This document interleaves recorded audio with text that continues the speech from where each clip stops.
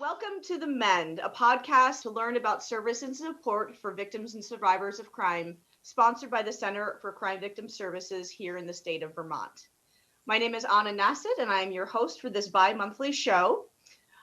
Today we have a two-part show, so we're going to be doing back-to-back episodes, and I am beyond delighted and honored to have these three guests. I was just telling them that I'm fangirling out today because I deeply admire all three of these people. So today, from all the way from New Zealand, we have Sue Russell. From here in Vermont, we have Amy Farr. And from Washington, D.C., we have Ann Seymour. And we are going to be looking today at Sue's story of survivorship turned into advocacy, community response, and the movement of victims' rights and how it's changed over the years. Because we have some legends on here who have really pushed for that change to happen. As I like to share, the show was created to take a deeper look at services, organizations, and concepts for victims and survivors of crime, as well as how community can be involved. We want to acknowledge our healing process and provide resources not just here in our state, but that can translate throughout the country and even the globe today, which is amazing. I always like to begin with a trigger warning. Our goal is to create a safe place to share and to learn, but within that, sometimes we talk about sensitive subject matter, and that's definitely going to come up today, so I always ask people to listen at their own discretion. So I'd like to share a little bit more about my amazing guest today. And like I said, I'm going to be very transparent. This is a very special episode for me, so might get choked up a little bit. So my first guest today is Sue Russell, as I said, joining us from New Zealand. Sue is a former Mad River Valley resident from here in Vermont. And though we have not met in person, Sue has been my pen pal and dear friend for the last few years. In 1992, Sue survived an attack and nearly lost her life. I will invite her today to share her story in her own words. Sue went on not only to survive this attack, but she began to shift her focus into speaking out against violence, working as a victim advocate, consulting with the Office for Crime, and being at a voice at a time when victims' voices were rarely heard. The fact that myself and others are alive today is directly linked to Sue's voice and resiliency. Sadly, when the man who attacked Sue was released several years ago, like many of us, she no longer felt safe in her community and eventually relocated to New Zealand, where she now resides with her husband. This leads me to introducing Amy Farr. Amy is a longtime victim advocate for the state of Vermont's Attorney General's office. I admired Amy from the very first time I heard her speak a few years ago and found a deep connection with her when she was advocating for me preparing for trial. Amy's wisdom, knowledge, and empowerment can be heard each time a victim opens their mouth to speak. And this is true of her working with Sue Russell over the years leading up to the release of the offender. She also helped with the Mad River Valley community response upon the release of the offender in Sue's case. And lastly, we have Ann Seymour, another just absolutely incredible, legendary guest. Ann Seymour has over 36 years in the victim advocacy work and movement. She is the co-founder of and senior advisor to the Washington, D.C.-based national nonprofit Justice Solutions and the National Mass Violence Victimization Resource Center at Musk in Charleston. She began her career in 1984 as the Director of Public Affairs for the National Office of Mothers Against Driving, and from 1985 to 1993 as a co-founder and director of the Communications of National Victims Center, now National Center for Victims of Crime, and is a member of the U.S. Congressional Victims' Rights Caucus Advisory Group, along with many other nationally and internationally recognized organizations and agencies. She has won numerous awards, as have all three of you, written and contributed to various books, and her work has changed the course of millions of lives, including Sue Russell, including mine. Like I said, fangirl moment for me here to have you legendary women on here to share your work. Thank you so much for everything you've been doing for so many years. So I'd like to start off this two-part episode by first talking with Sue. So we want to look at victims' rights, and the advocacy movement has changed over the years. But in order to do that, I wanted to give Sue some time to share the parts of her story and attack that she feels comfortable sharing with the audience today. So I'll leave it over to you, Sue. Well, thank you, Anna. I'll be brief here and rather blunt because there's so much more to talk about. And I thank you, Anna, for warning the audience about triggers. So, a man who lived in the same small town as I, and someone I didn't know, but who knew me and had most likely stalked me for months prior to the assault, kidnapped me, raped me, and beat me pretty severely. And that occurred on the 19th of June, 1992. So we found out 3 years after the assault that the offender in this case got in a fight with my husband's then business partner. They both drove the same type of truck with the same logo, and my husband's truck went off the road one night due to icy roads, and he decided that it was a short walk home, so he walked home. And the next day, we went to his truck and noticed that it had been broken into, and several identifiable information like checks, Christmas cards, because it was around that time of year, had been taken. But we wouldn't learn about this until 3 years after my assault, and that we would learn that he was indeed the offender who broke in and stole all these things.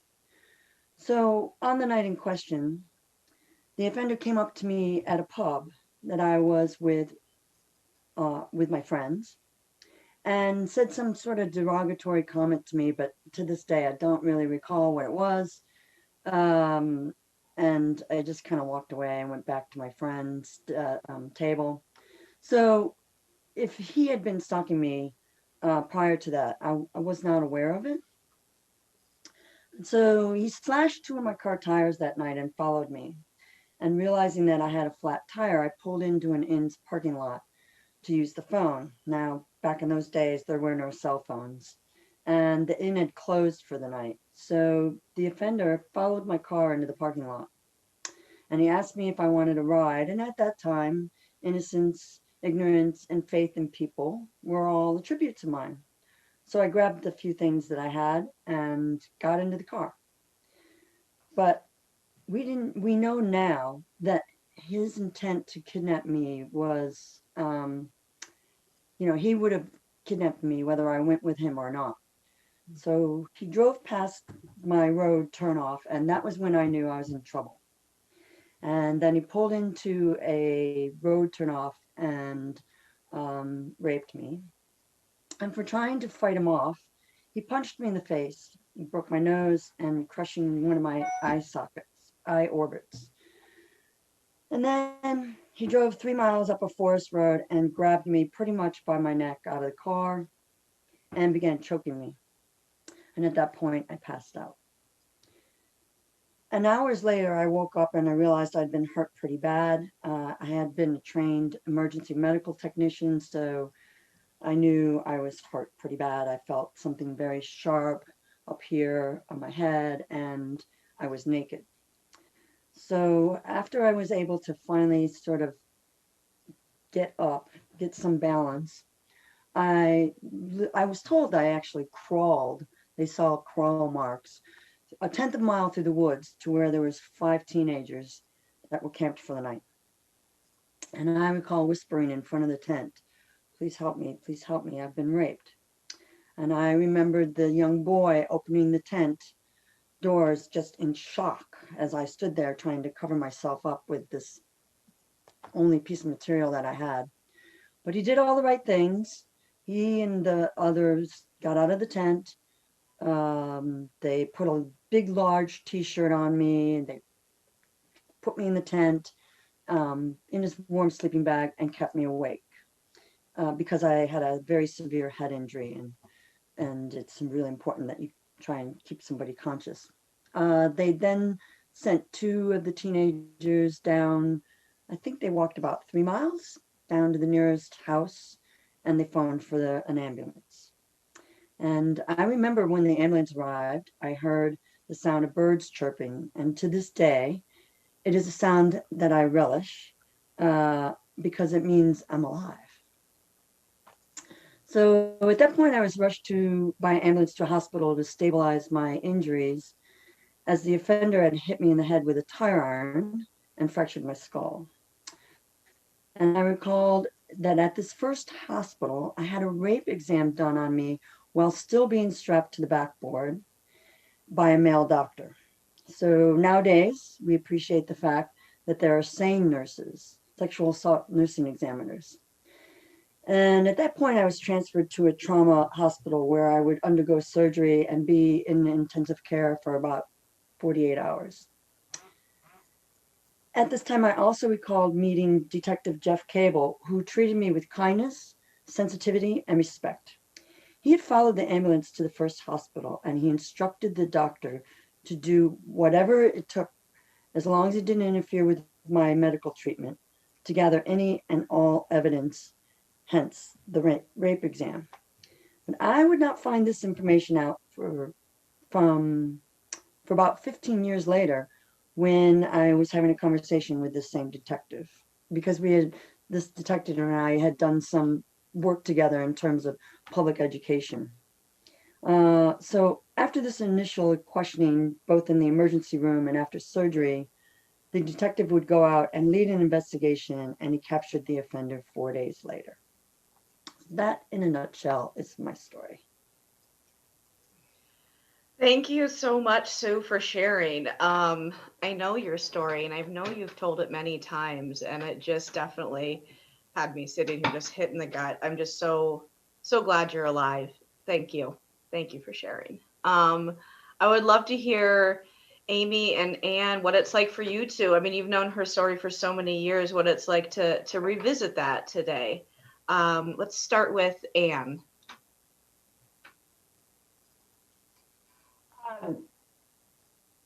Well, we always say in our field about how important the power of the personal story is. And no matter how many times I hear about Sue's awful traumatic experience, it touches me as if I've heard it the first time. And I just also feel that when I listen to Sue, it just reminds me of the importance of our work.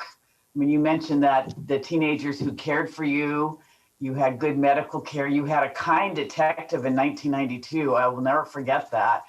And that it's just so important that we have good professionals and just plain old regular people who are kind to victims. And as you said, who treat you with respect. And I can't believe in 1992, it's been almost 30 years, right? Yeah, that just shook me to my core. So I second and thank you for sharing your experience. It's always really important for people to understand what crime survivors go through. Absolutely. Yeah, that's true. It has been 30 years, which is just, you were so new in your field at that time, Anne. I mean, it's just amazing, all the work that has been done. I'd love to hear your thoughts, Amy.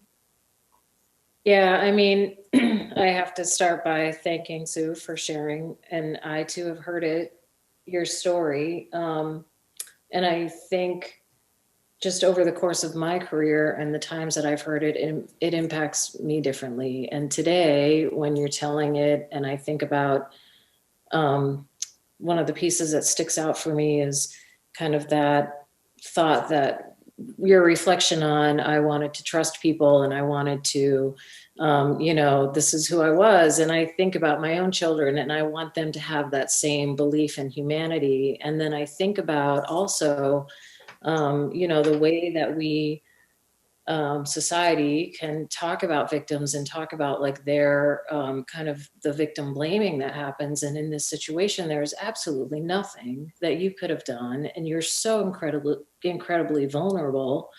And also just how amazing you are that you survived this. And I am always blown away by that. And I'm also today thinking about the campers, and I'm thinking about that impact on them. And I don't think I've ever thought about them as much as I thought about it today when you were telling that story. So there's our few thoughts. I think we could have a whole episode on the impact of Sue's story, actually, but I'll stop there. Thank you for sharing that. Oh, Sue, did you want to follow up with something?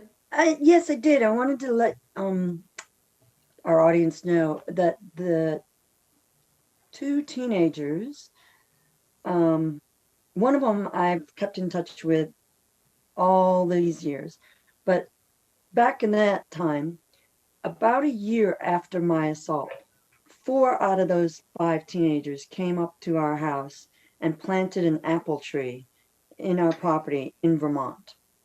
And the 2 of them got married and had a little girl. And I've always kept in touch with them. And so that was pretty amazing because I was able to see how at least for them, that had a resounding impact on them, and that they kept in touch. That was just amazing. That's beautiful. Thank you so much for sharing that. I think everyone will enjoy hearing that. As we reflect back on Sue's story and the history of the victims' rights movement, Sue, can you share what your experience was like in the beginning dealing with the criminal justice and legal systems? I mean, it sounds like you had a really good detective, which is amazing, but just what that process was like, because we probably weren't as far within treating victims with empathy back then as we're trying to slowly get to. Right. I would say going through the criminal justice system was very painful.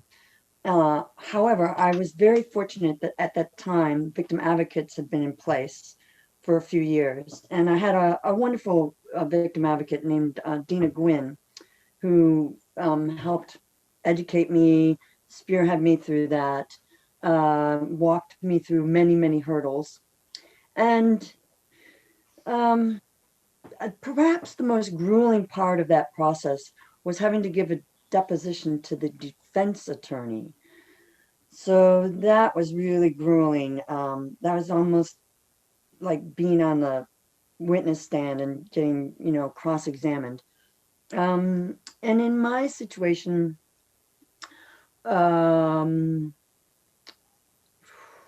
we had choices to make.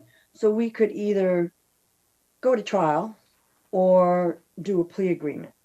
And the state prosecutor in that instance said, well, I think I have an 80% chance of winning this case.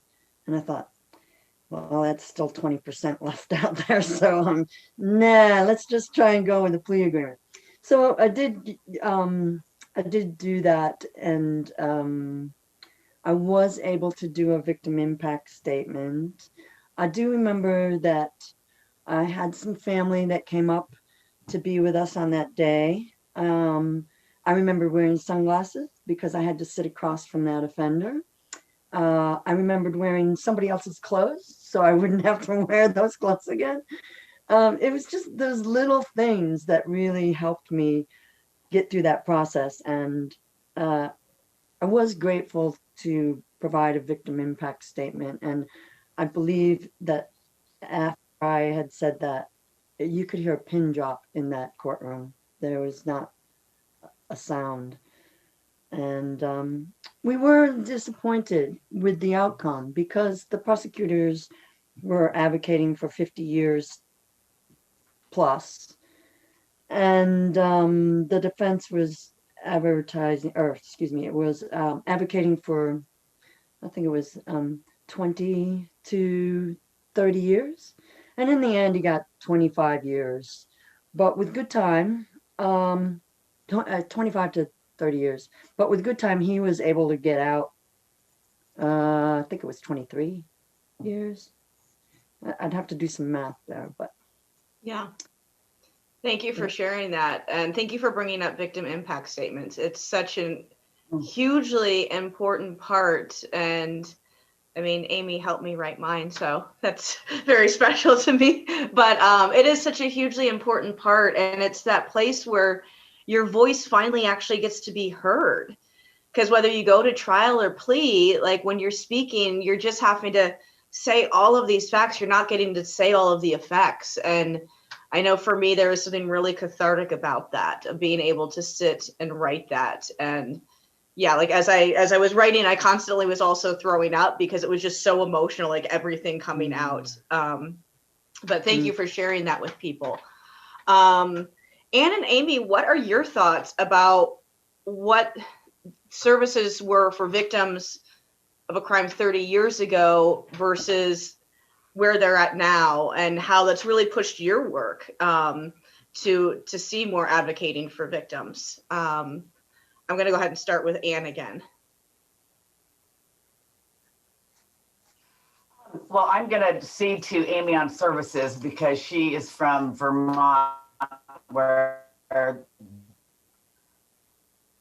y'all have had, I think, really good community-based and system-based victim services for many, many years.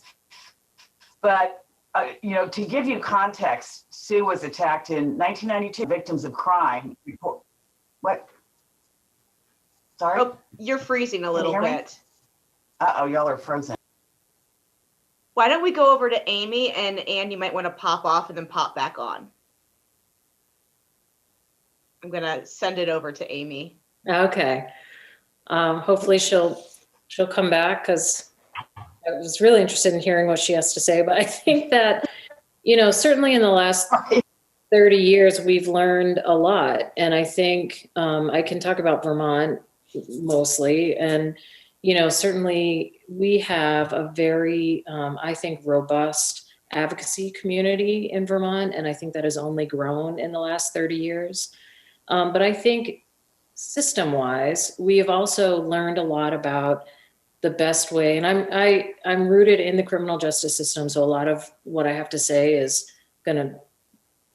that's going to be my context, but we've learned how to investigate crimes better. We've learned how to team better with our partners in a way that, I don't think we did well, like so many years ago. And I also think we've learned how to change laws that, the system is still very offender based and centered on the offender, but we've learned how to fix some of those depositions so that they're not so horrible. They're still horrible. And I think Vermont is one of the few states that, if the only state that does depositions, but we can have more protections allowed for victims. And then I think about other laws that have changed, and some of them driven by the advocacy of victims. And there was, another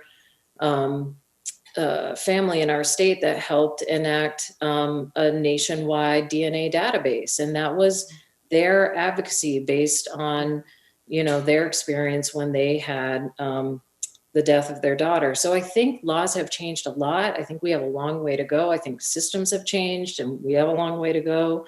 I think there's a lot of us, but there's a lot of change that has happened that I think has been good, but still a long way to go. Are you back, Anne? I think I am. You are. You're good. Yes, thank you. Okay. Sorry about that. I've had a kooky internet all week. I just wanted to give context for the year 1992, if I may.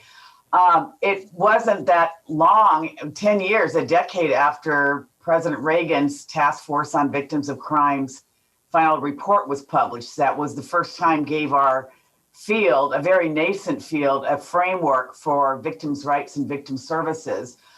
It wasn't until 1983 and 84 that we had a federal Office for Victims of Crime. And then, of course, the passage of the Victims of Crime Act, which laid out policy and funding for victim services nationwide. And I'm going to agree with Amy. I mean, services, I think, were few and far between.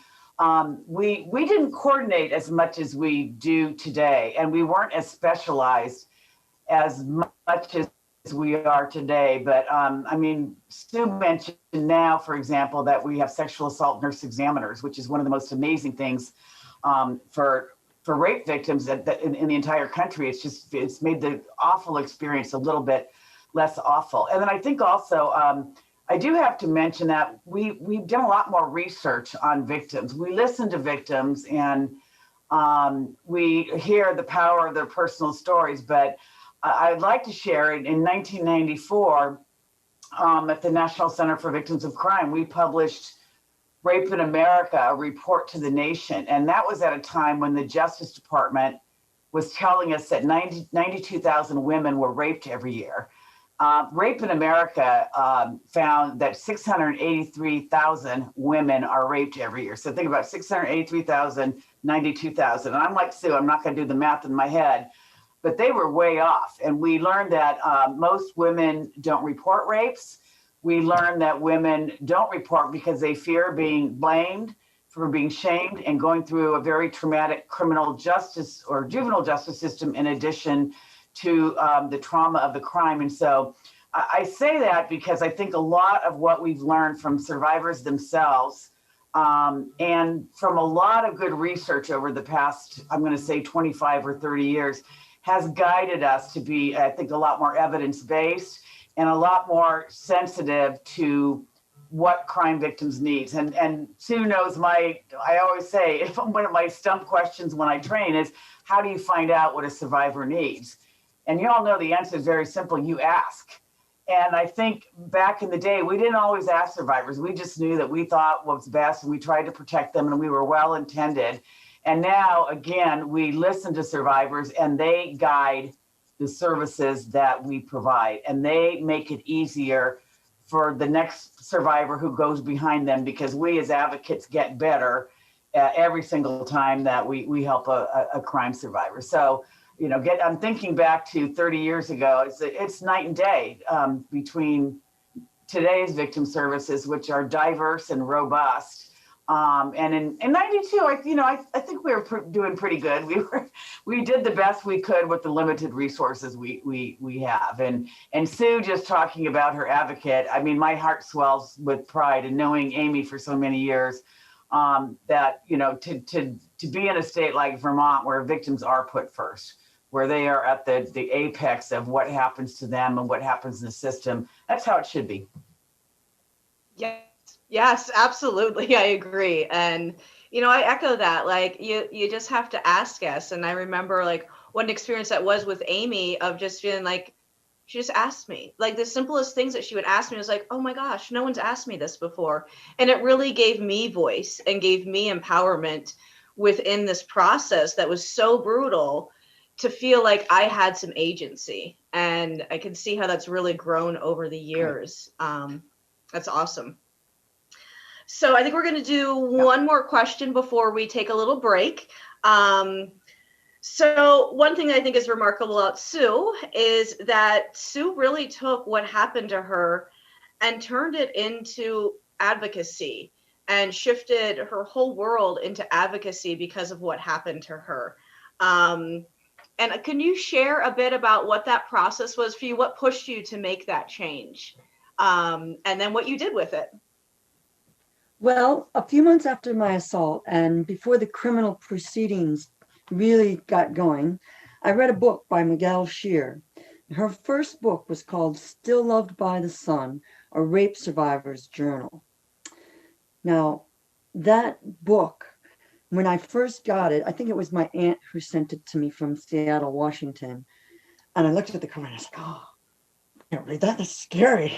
And so I was with a friend and she started leafing through it and she said, nah, actually, I think you would really find some help with this book.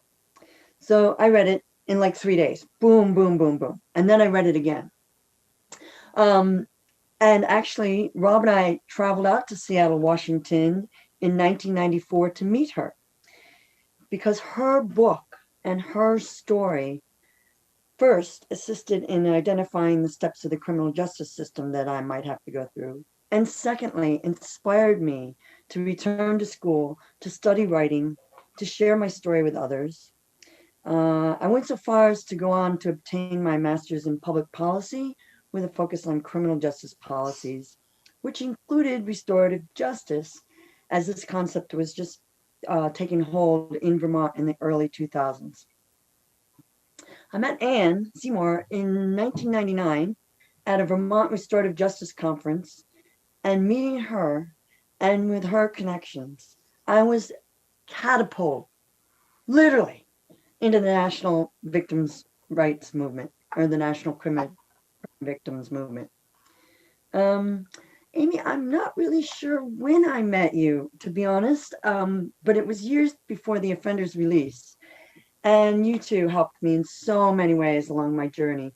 And most especially during the years of 2014 and 2015 when Rob and I were preparing for the offender's release. And so thank you both. Without your help, I probably wouldn't be where I am today. Amazing. Yeah, these two have a way of catapulting people. And I mean, I will be at like the most random places and the most random meetings with people from all over the country that say to me, "Do you know Sue Russell?" And I always just have to laugh. I'm like, funny story. She's my pen pal. So Sue's work and voice has long carried on and created so much change. I would love to hear from both Anne and Amy how you were pulled into the work of advocacy and victims' rights. I'm just going to start with Anne again. Well, I actually, an undergraduate, I studied, back then it was called social welfare and corrections. And my goal in life was to be a probation officer or work in prisons. I mean, that is what I wanted to do. And I remember doing like summer internships and visiting a lot of prisons. And my senior year, I visited a prison in Southern California, did the tour, was just so interested in everything. I really saw that as a career. And then I met with the warden on my way out, and he said, "What's a pretty little thing like you thinking about working in a place like this prison?" And I went, "I don't want to work in prisons anymore, you asshole." And, oh, sorry, I didn't mean to cuss.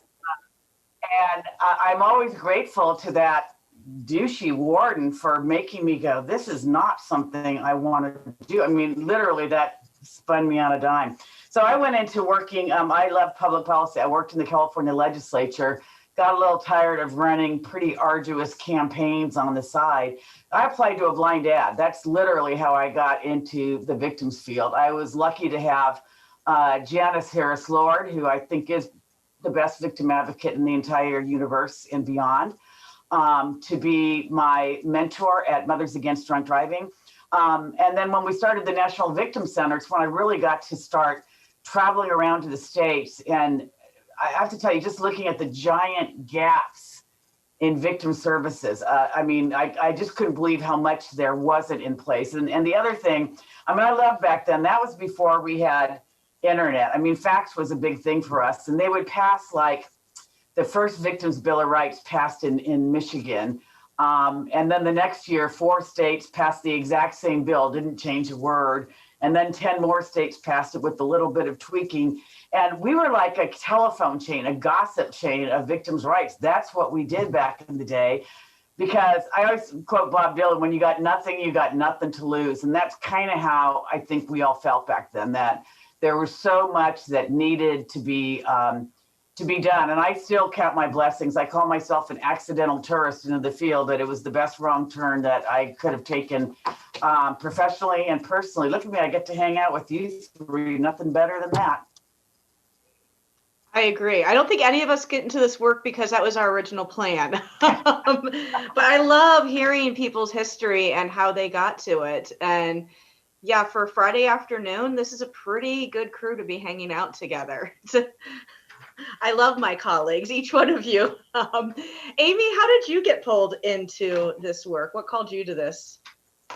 Well, I mean, I feel like, I don't know, I just feel like I grew up in a family full of public servants, and I don't know, social justice and community was always kind of just a value that I grew up around. And I went to school to become a teacher, but I always ended up teaching in alternative settings. And so I was always around students and kids that usually didn't have supportive families or families at all. And so it was this population that needed a voice. And I think that's just kind of how I was there and why I felt okay there and like effective there. And then a friend of mine, this was back when, this was late 80s and child advocacy centers were being, kind of established around the country. And a friend of mine said, hey, come apply for this job in a child advocacy center. And